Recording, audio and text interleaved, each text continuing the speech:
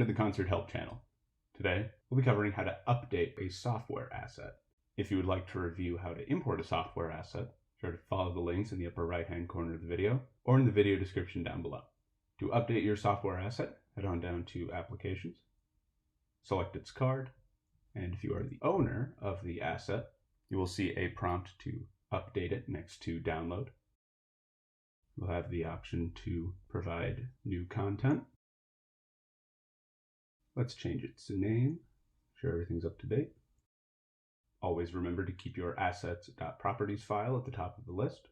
Now compress this down into a zip file, upload a local file, that zip you just created, and it will process your update momentarily. If you would like to watch more of these video tutorials, feel free to check out the Concert Help YouTube channel. Alternatively, you can visit our help site, which features these videos and articles that cover these topics in greater depth. And as always, the relevant links are in the video description down below.